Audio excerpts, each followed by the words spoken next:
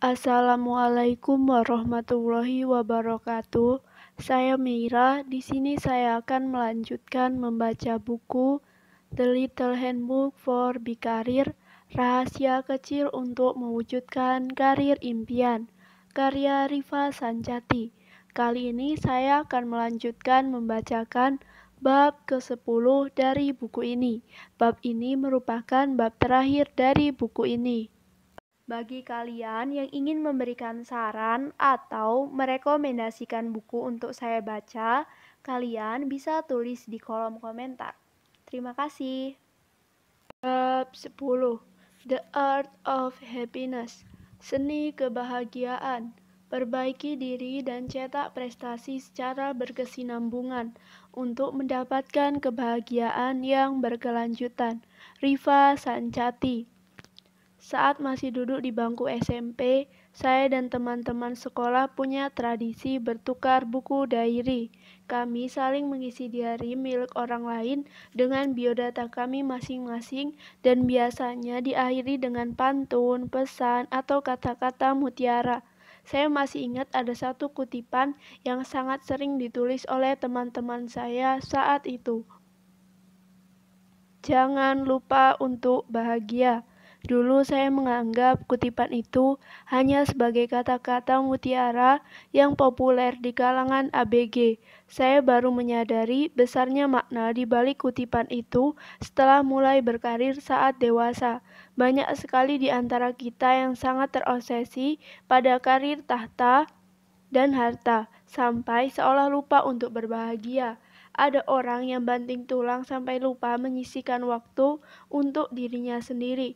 Ada orang yang tidak bahagia karena merasa karirnya tertinggal di belakang. Ada pula yang hatinya tidak tenang karena pernah berbuat dosa hanya demi mendapatkan harta. Banyak di antara kita yang menempatkan harta dan jabatan di atas segala-galanya, sampai rela mengorbankan kebahagiaan. Sebelum saya membahas lebih lanjut mengenai kebahagiaan, saya akan terlebih dahulu membagikan definisi kebahagiaan menurut kacamata pribadi saya. Saya pernah menonton TED Talks yang dibawakan oleh Emily Smith, seorang penulis asal Amerika Serikat dengan judul There is More to Life Than Being Happy. Dari judulnya saja sudah berhasil mencuri perhatian saya. Judulnya memberikan kesan seolah-olah kebahagiaan tidak sebegitu pentingnya untuk Smith. Jika bukan kebahagiaan yang dia cari dalam hidupnya, lalu apa lagi? Apa yang membuat dia berpikiran seperti itu? Pertanyaan saya langsung terjawab di 30 detik pertama video itu. Emily Smith membuka pidatonya dengan bercerita, "Dulu saya berpikir bahwa tujuan utama dari kehidupan adalah untuk mengejar kebahagiaan. Oleh semua orang bilang jalan menuju kebahagiaan adalah kesuksesan. Oleh karena itu saya mulai mencari pekerjaan ideal, pacar yang sempurna, dan apartemen yang indah. Akan tetapi bukannya merasa puas, saya malah merasa gelisah dan terkatung-katung. Lalu ternyata saya tidak sendirian. Teman-teman saya pun mengalami hal yang sama. Pada detik itu saya bilang pada diri sendiri, disitulah letak kesalahannya. Dia mendefinisikan kebahagiaan sebagai hidup yang sempurna. Emily Smith merasa gelisah bukan karena mengejar kebahagiaan, melainkan karena dia mengejar kesempurnaan. Dia terobsesi mengejar sesuatu yang tidak akan mampu didapatkan oleh siapapun di dunia ini. Kemudian setelah paragraf pembuka itu, Emily menyebutkan 4 pilar yang membuat kehidupan lebih bermakna daripada sekedar mengejar kebahagiaan.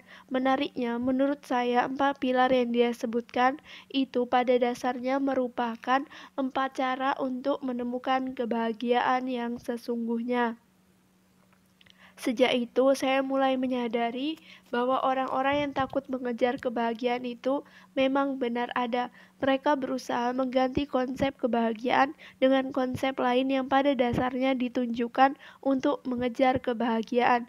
Padahal sebetulnya keinginan untuk bahagia adalah sifat dasar manusia Dan tidak ada yang salah dari menginginkan hal itu. Yang perlu dibenahi bukan keinginan untuk bahagia, melainkan cara kita mempersiapkan kebahagiaan itu sendiri. Benahi ekspektasi kita jika ingin mulai hidup bahagia. Kebahagiaan sama sekali bukan soal kekayaan dan pasangan hidup yang ideal. Jika kekayaan menjamin kebahagiaan, tidak akan ada pengusaha sukses atau artis papan atas yang mengakhiri hidupnya sendiri. Sama halnya dengan pasangan hidup. Jika pasangan hidup menjamin kebahagiaan, tidak akan ada pasangan yang memutuskan untuk bercerai. Bagi saya, kehidupan yang sebenarnya adalah ketika saya tetap berbahagia meskipun hidup saya penuh dengan ketidaksempurnaan, tetap bahagia meskipun saya tidak selalu bisa mendapatkan apa yang saya inginkan. Kemudian, yang tidak kalah penting, tetap bahagia di tengah jatuh bangun dalam mengejar impian. Bahagia bukan ketika saya tidak pernah hidup susah, melainkan ketika saya tetap senang walaupun sedang hidup susah. Bagaimana saya melakukan itu semua? Dengan cara melihat segala sesuatu yang menimpa saya dari sudut pandang positif. Saya pertama kali mempelajari konsep berpikir positif beberapa bulan setelah kegagalan saya dalam ujian masuk perguruan tinggi negeri. Saya sudah belajar sangat keras selama setahun penuh, tetapi tidak berhasil lulus dari SPMB. Akhirnya saya terpaksa kuliah di kampus swasta, dan rasa kecewa itu diam-diam tetap saya simpan sampai berbulan-bulan lamanya. Nilai cemerlang yang berhasil saya dapatkan tetap tidak berhasil menyembuhkan kekecewaan itu.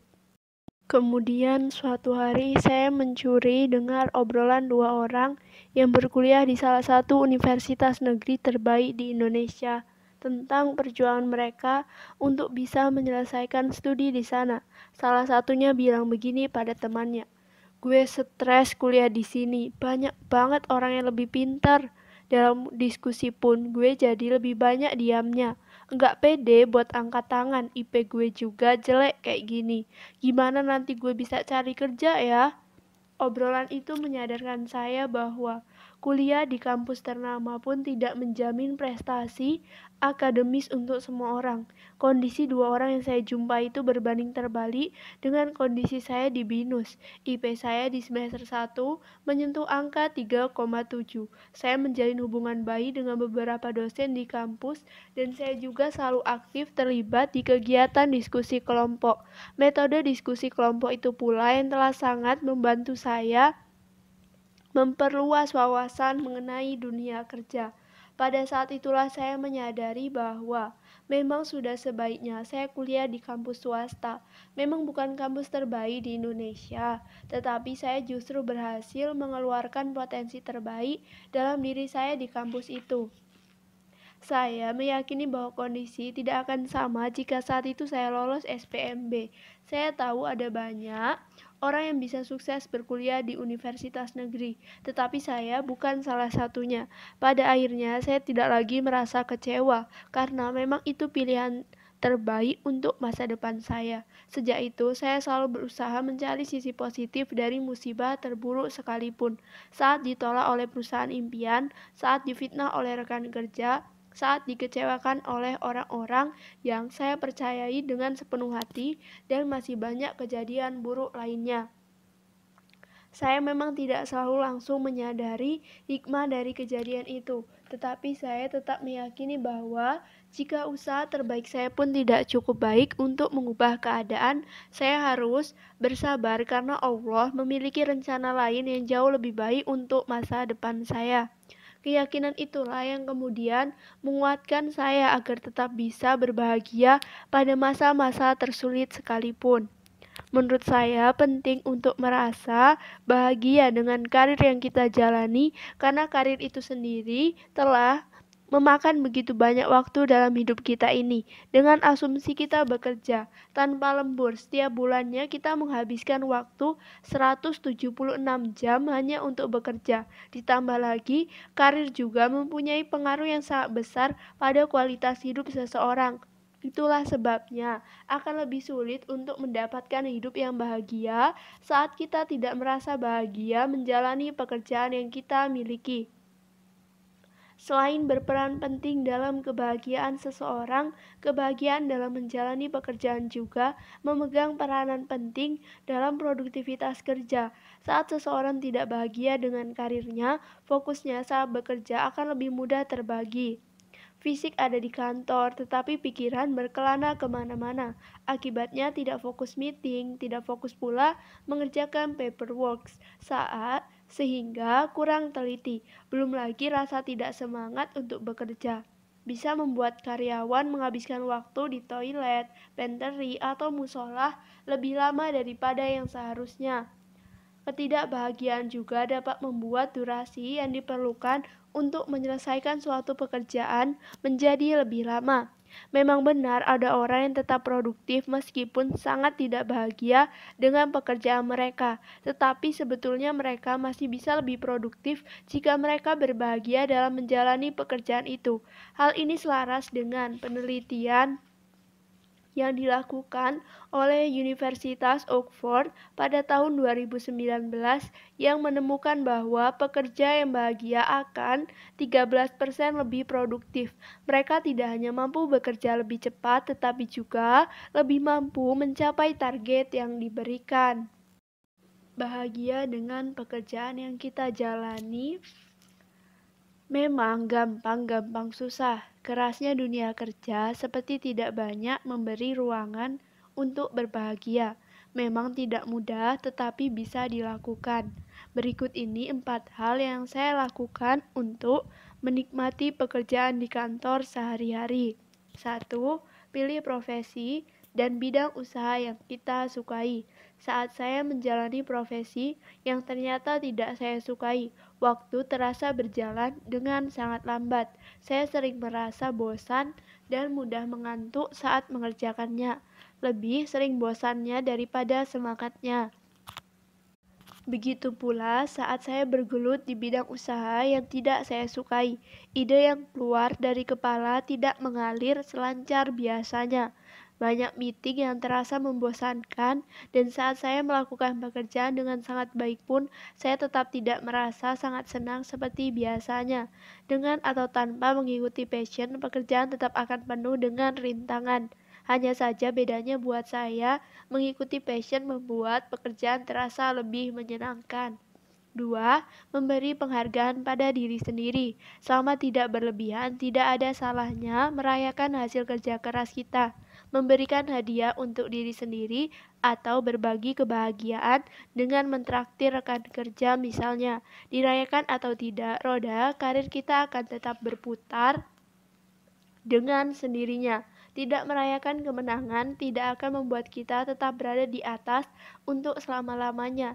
Nikmati selama kita masih bisa menikmatinya dalam batas wajar yang bisa dipertanggungjawabkan. 3. Menyisihkan waktu untuk diri sendiri.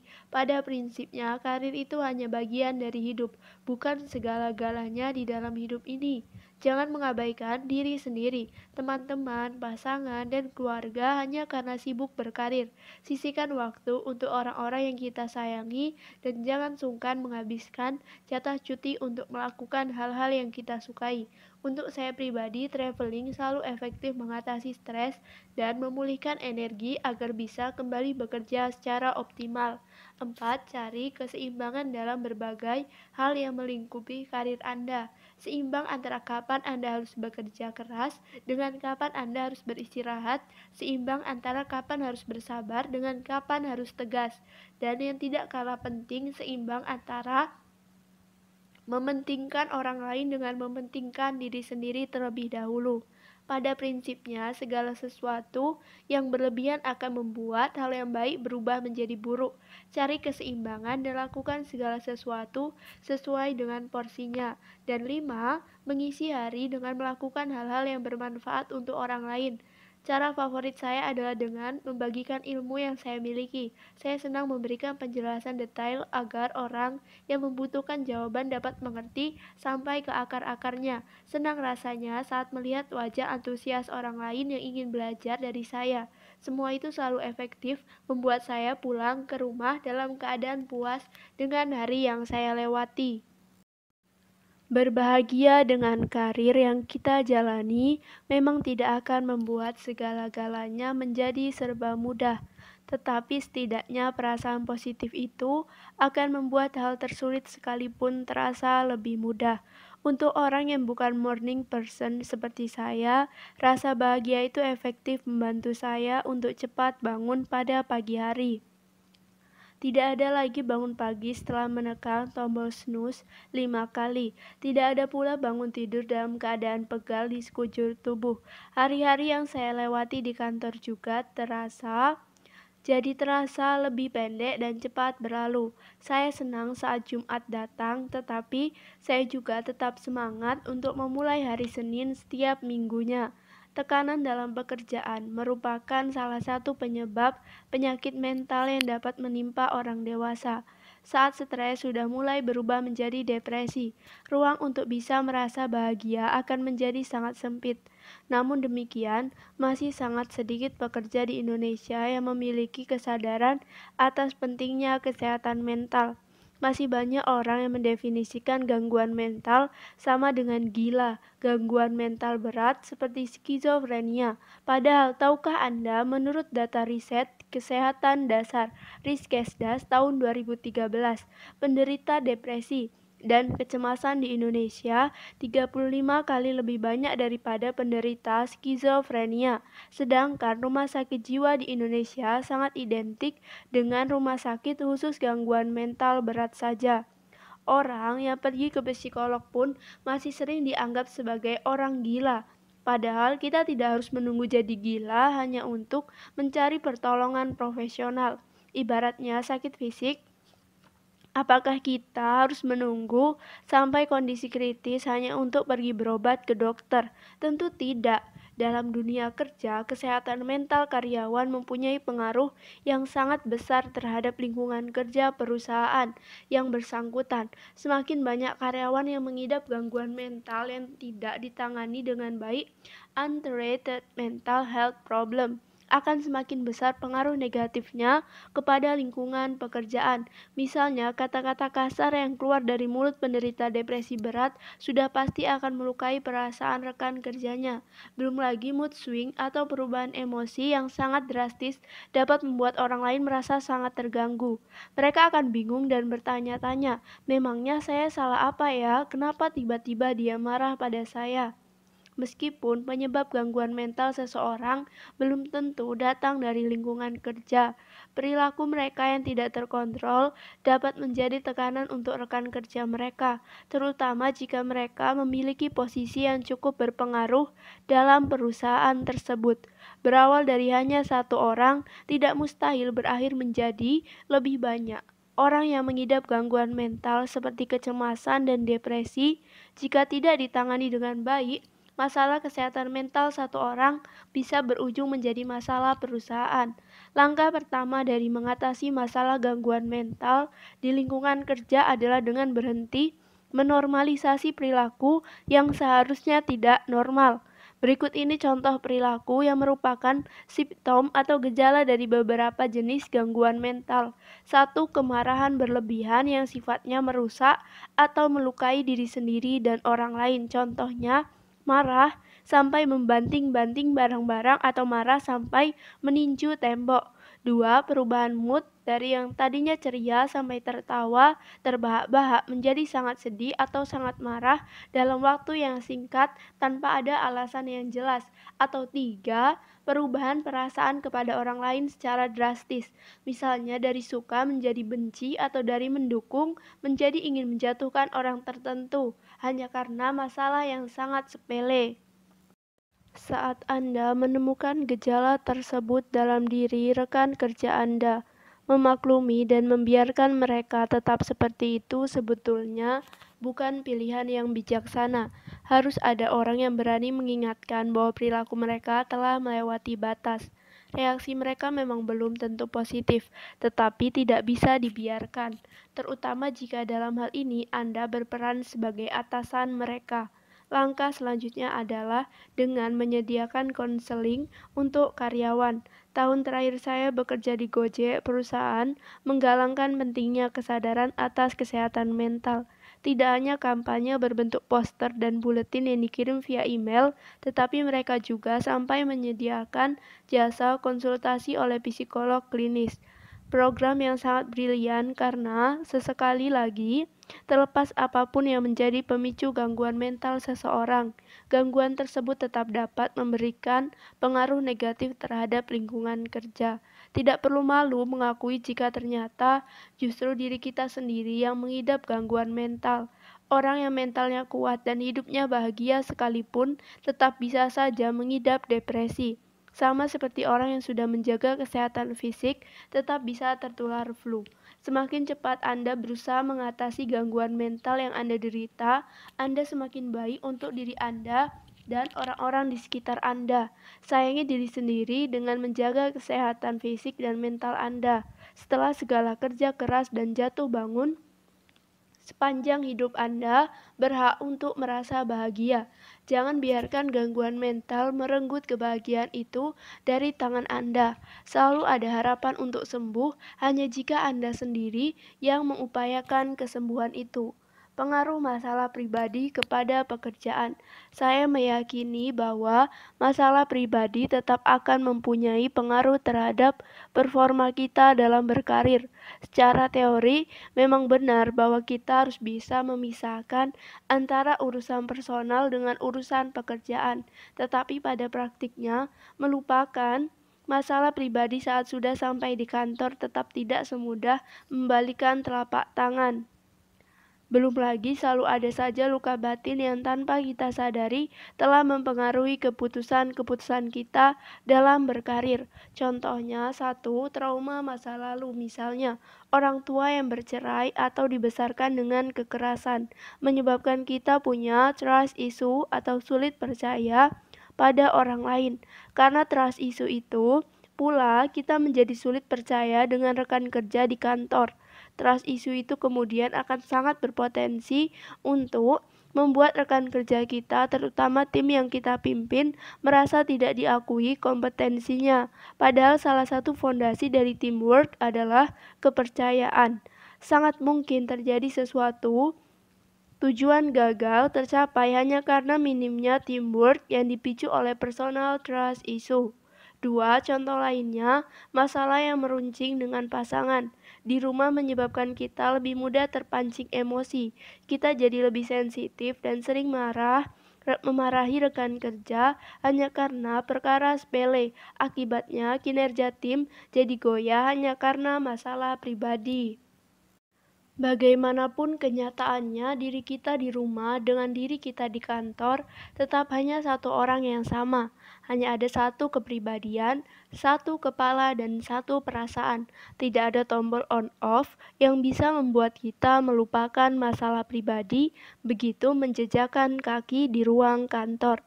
Jika kita punya trust issue di kehidupan pribadi, mustahil trust issue itu bisa tiba-tiba sepenuhnya hilang saat kita sedang berurusan dengan pekerjaan. Itulah sebabnya saya meyakini masalah pribadi sedikit banyak tetap mempunyai pengaruh terhadap performa kita di kantor. Saya sering menasihati tim saya untuk tidak membiarkan masalah pribadi mereka terus berlarut-larut tanpa ada penyelesaian.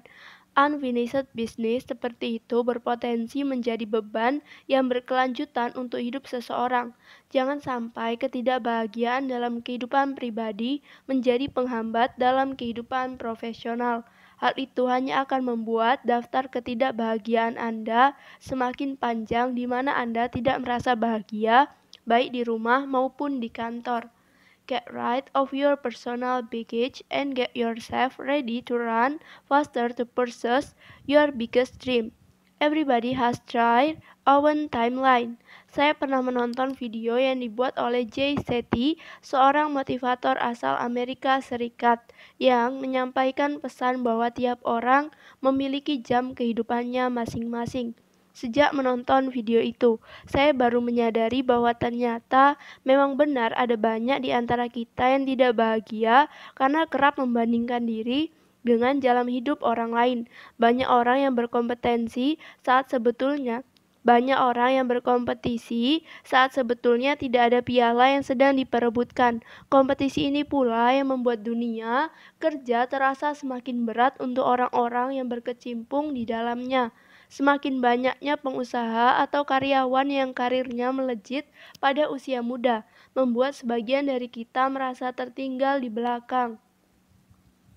Kita merasa prestasi kita tidak ada apa-apanya dibandingkan mereka yang sudah memiliki unicorn startup pada usia 30-an atau mereka yang sudah menjabat sebagai VP pada usia 20-an. Banyak di antara kita yang terlena dan lupa bahwa sebetulnya kesuksesan orang lain tidak mengurangi nilai prestasi kita sendiri. Karir kita belum sesukses mereka bukan berarti karir kita tidak berharga. Bukan berarti kenaikan jabatan yang baru sampai level supervisor itu tidak ada artinya. Bukan pula berarti kita tidak boleh merasa bangga atas pencapaian kita yang terkecil sekalipun. Orang lain bisa menjadi CEO pada usia muda, bukan berarti Anda juga harus menjadi CEO pada usia yang sama. Buat apa memaksakan diri menjadi CEO saat sebetulnya Anda belum cukup matang untuk posisi itu? Mumpuni pada usia 40-an ketimbang menjadi CEO yang tidak kompeten di usia 30-an. Dan tahukah Anda bahwa rata-rata usia CEO baru di perusahaan yang masuk ke dalam daftar Fortune US Daftar Fortune US 500 adalah 50 tahun ke atas. Jadi kenapa harus terburu-buru? Saya meyakini bahwa apa yang saya miliki saat ini adalah yang terbaik untuk saya di hari ini. Saya sudah bekerja maksimal, sudah banyak belajar, sudah banyak berinvestasi pada diri sendiri, dan apapun hasil yang saya dapatkan dari semua itu adalah hasil yang terbaik untuk saya saat ini. Jika pada hari ini perusahaan yang saya dirikan belum masuk ke dalam daftar top companies di Indonesia, saya yakin memang itulah yang terbaik untuk saya saat ini. Saya masih harus mempertajam bisnis acumen saya dan yang paling penting harus mematangkan emotional quotient saya juga. Asalkan saya terus berusaha, terus mengembangkan potensi dalam diri saya. Insya Allah suatu hari nanti perusahaan saya ini bisa bertumbuh menjadi salah satu perusahaan papan atas di Indonesia. Saya akan mendapatkannya saat saya siap dan pantas untuk mendapatkannya. Kemudian harus dipahami juga bahwa sebetulnya jalan hidup seseorang tidak harus memiliki akhir yang sama persis. Tidak semua orang harus berakhir menjadi presiden atau pengusaha sukses misalnya. Jika memang itu bukan cita-cita Anda, kenapa Anda harus merasa tertekan hanya karena Anda belum berhasil menjadi sama seperti mereka? Jika Anda ingin berkarir sebagai penulis, guru, musisi, perancang busana, itulah target yang harus Anda kejar. Anda tidak perlu ikutan banting setir menjadi startup founder jika memang bukan itu yang Anda inginkan. Sedang tren bekerja di perusahaan teknologi bukan berarti Anda harus ikut berlomba-lomba melamar ke sana. Banyak orang lain di sekitar Anda melakukan hal itu, bukan berarti Anda juga harus ikut melakukan hal yang sama persis. Buat apa mengejar sesuatu yang bahkan tidak Anda sukai?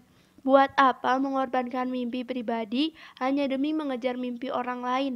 Anda tidak berkompetisi dengan siapapun di dunia ini. Anda hanya berkompetisi dengan diri Anda yang kemarin. Satu-satunya piala yang harus Anda raih adalah cita-cita Anda sendiri, bukan cita-cita milik orang lain.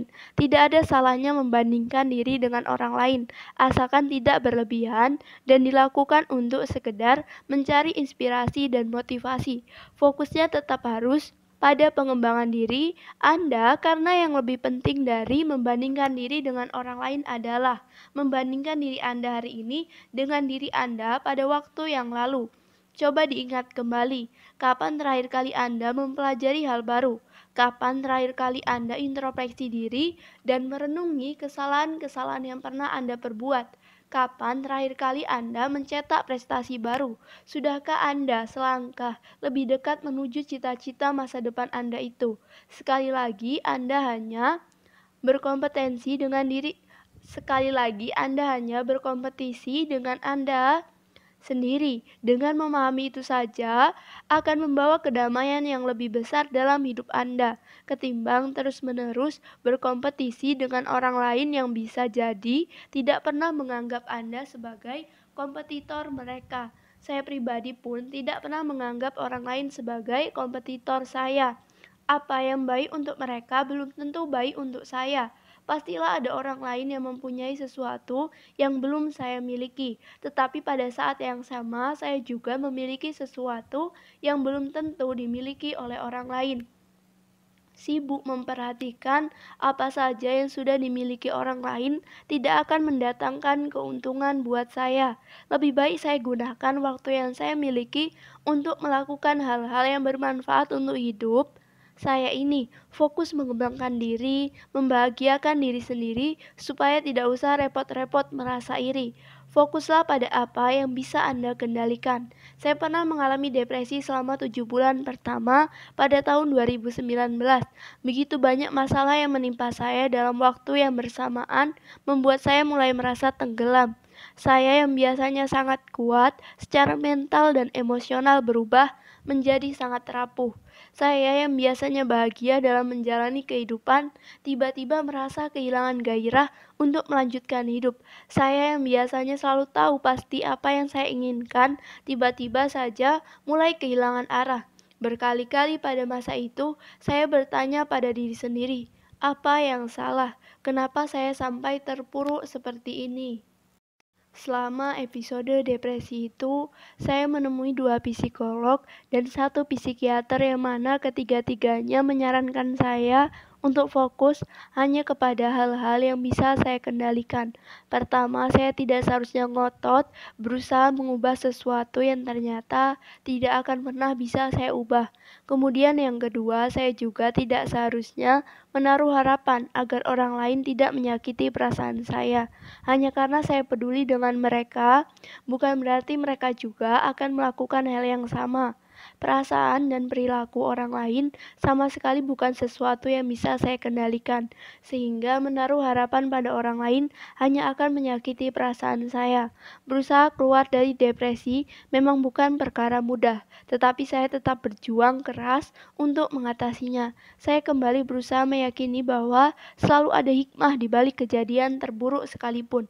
Saya mulai fokus membuat rencana-rencana baru dan perlahan-lahan melepaskan masa lalu. Saya tidak bisa membuat orang lain kembali mengasihi saya seperti dulu, tetapi saya selalu bisa mencintai diri saya sendiri. Fokus hanya kepada hal-hal yang bisa saya kendalikan telah benar-benar membantu saya untuk keluar dari depresi. Akhirnya saya bisa sembuh tanpa perlu ketergantungan dengan pil penenang. Saya tidak hanya sembuh, tetapi juga berhasil meraih hidup yang lebih bermakna dan lebih membahagiakan dibanding hidup saya sebelum mengalami depresi. Teori yang sama juga berlaku dalam dunia kerja. Tidak semua hal yang terjadi di kantor berada dalam kendali kita. Atasan yang galak, penggajian yang tidak adil, klien yang pelin-pelan, atau rekan kerja yang senang menjilat bos besar misalnya. Kita bisa menegur, memberi nasihat, bahkan bisa pula memberikan hukuman. Tetapi pada akhirnya, tetap hanya mereka yang bisa mengubah diri mereka sendiri. Saat terjadi hal-hal yang tidak diinginkan, jangan langsung terbawa emosi sampai membuat keputusan yang merugikan karir kita sendiri. Kita tidak bisa mengatur perilaku orang lain, tetapi kita selalu bisa mengatur reaksi kita atas perilaku mereka. Contoh pertama, kita kerja asal-asalan karena merasa diperlakukan tidak adil. Akhirnya bukan perlakuan tidak adil itu yang membuat keterampilan kita tidak terasah, melainkan keputusan kita untuk bekerja asal-asalan. Contoh kedua, kita menggosipkan kehidupan pribadi atasan karena kesal dengan sikap juteknya. Akibatnya, kepercayaan rekan kerja kepada kita hilang karena dianggap gemar bergosip. Tidak menutup kemungkinan kesempatan promosi gagal kita dapatkan hanya karena dianggap bukan tipe orang yang akan mampu menjaga rahasia perusahaan. Kemudian contoh yang ketiga, capek dengan tekanan di kantor membuat kita memutuskan untuk resign meskipun belum mendapatkan pekerjaan pengganti. Akibatnya tabungan tabungan untuk masa-masa darurat terkuras, habis, dan hari-hari selanjutnya dipenuhi rasa takut karena masih belum menemukan pekerjaan pengganti. Jangan terbiasa menyelesaikan satu masalah dengan masalah baru. Perilaku buruk orang lain tidak selalu salah kita, tetapi keputusan buruk yang kita ambil sudah pasti sepenuhnya tanggung jawab kita. Fokus pada hal-hal yang bisa kita kendalikan. Orang lain, siapapun orang itu dan sedekat apapun hubungan kita dengan mereka, tidak termasuk ke dalamnya. Bijaksana dalam menyikapi masa lalu, hari ini, dan masa depan. Kebiasaan buruk lainnya yang perlu diubah agar bisa hidup bahagia adalah kebiasaan sulit move on dari masa lalu dan juga kebiasaan terlalu silau dengan ambisi pada masa depan. Mudah merasa kapok atas kegagalan pada masa lalu hanya membuat hidup kita jalan di tempat, sedangkan terobsesi pada sesuatu yang belum dimiliki hanya membuat kita lupa untuk menikmati hari ini. Keduanya mempunyai pengaruh yang sama buruknya untuk kebahagiaan yang kita rasakan saat ini. Sebetulnya tidak ada salahnya sesekali mengingat masa lalu, bukan untuk terus diratapi, melainkan untuk belajar dari kesalahan saat itu. Harus bisa membedakan antara kesalahan orang lain dengan kesalahan yang kita perbuat. Jadikan kesalahan orang lain sebagai pengingat untuk tidak melakukan kesalahan yang sama, dan jadikan kesalahan diri sendiri sebagai petunjuk untuk menjadi pribadi yang lebih baik daripada sebelumnya. Kemudian, kita juga harus bijak menyikapi waktu yang kita habiskan pada masa sekarang. Harus seimbang antara mengejar mimpi dengan mensyukuri apa yang sudah kita miliki. Segala hal yang kita syukuri hari ini adalah hasil kerja keras kita pada waktu yang lalu. Misalnya tempat tinggal yang nyaman, teman yang setia, karir yang cemerlang, semua itu adalah hadiah dari diri kita pada waktu yang lalu untuk diri kita hari ini. Pastikan diri kita hari ini akan tetap memberikan hadiah untuk diri kita pada masa yang akan datang. Syukuri apa yang sudah kita miliki sambil terus mengembangkan diri sendiri. Sesekali lihat ke bawah agar bersyukur, dan sesekali lihat ke atas agar terus mencetak prestasi baru. Yang terakhir, dan yang tidak kalah penting, rencanakan masa depan dengan sebaik-baiknya. Kebutuhan hidup akan terus meningkat dari waktu ke waktu, sehingga akan lebih baik jika pendapatan kita tidak terus datar tiap tahunnya. Mempunyai rencana yang solid untuk masa depan akan memberikan kita petunjuk dalam mengambil keputusan-keputusan besar pada masa sekarang. Misalnya, jika Anda punya cita-cita ingin jadi pengusaha, Anda harus mulai menyiapkan mental dan juga menyiapkan modal kerja untuk kelak mendirikan perusahaan Anda sendiri. Sama halnya untuk Anda yang saat ini bekerja di restoran, bengkel, atau salon misalnya. Pastikan Anda memiliki keterampilan yang bisa Anda manfaatkan untuk memperbaiki taraf hidup pada masa yang akan datang. Belajar dari masa lalu, tetapkan rencana untuk masa yang akan datang. Kemudian syukuri segala yang sudah Anda miliki hari ini, sambil terus berusaha mengejar mimpi. Lakukan semua ini secara konsisten dan rasakan betapa hal ini dapat mendatangkan kebahagiaan dalam hidup Anda. Kebahagiaan yang berkelanjutan. Kebahagiaan itu sifatnya datang dan pergi. Orang yang paling bahagia sekalipun tidak merasakan kebahagiaan itu secara terus-menerus sepanjang hidupnya. Hanya saja, perbedaannya ada orang yang bisa bangkit dari masa-masa kelam dan kembali merasakan kebahagiaan. Tetapi ada juga orang yang tidak bisa kembali pulih dari ujian terburuk dalam hidupnya. Konon katanya, kunci dari kebahagiaan yang berkelanjutan adalah rasa syukur. Namun demikian faktanya, sekedar bersyukur tidak selalu cukup untuk mempertahankan kebahagiaan. Jangan sampai diri kita berakhir menjadi seseorang yang sering berujar, saya sih bersyukur sajalah dengan hidup saya ini, daripada kayak tetangga sebelah yang kaya raya tetapi hidupnya enggak bahagia, sering berantem sama istrinya karena sibuk bekerja. Mengaku bersyukur tetapi kerap membicarakan keburukan orang lain yang lebih sukses daripada dirinya. Topik ini mengingatkan saya pada seseorang kepala rumah tangga yang pensiun pada usia 58 tahun. Selama masih aktif bekerja, beliau selalu punya kesibukan tidak hanya di lingkungan kantor, tetapi juga di lingkungan tempat tinggal dan sekolah anak-anaknya. Semua kesibukan itu satu persatu hilang seiring bertambahnya usia pada usia 60. Mengutip kalimat beliau sendiri, pekerjaan saya tiap harinya hanya makan, tidur, ibadah. Saya tahu betul hidup beliau tidak bergelimang kemewahan, tetapi beliau sama sekali tidak pernah mengeluh. Beliau tipe orang yang selalu bersyukur dengan hal-hal kecil yang dianugerahkan Tuhan untuknya. Beliau merasa bahagia dengan hidupnya sampai akhirnya rasa bahagia itu pelan-pelan hilang saat menjelang usia 60 tahun. Beliau bercerita, setiap hari duduk di rumah bikin saya jadi senewen. Anak-anak sudah mandiri dengan pekerjaannya masing-masing, sibuk dengan keluarganya masing-masing.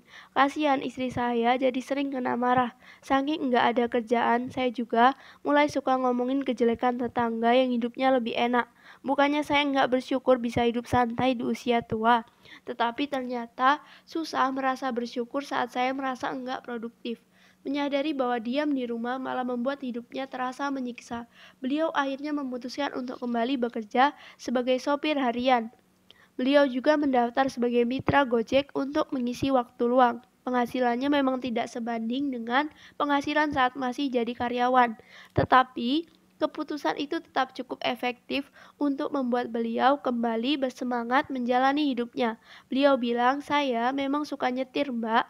Senang lihat jalan, memperhatikan sekitar, lebih senang saat ada obrolan menarik dengan penumpang.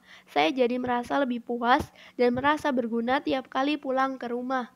Cerita Bapak sopir ini adalah salah satu contoh bahwa kebahagiaan pun harus diupayakan.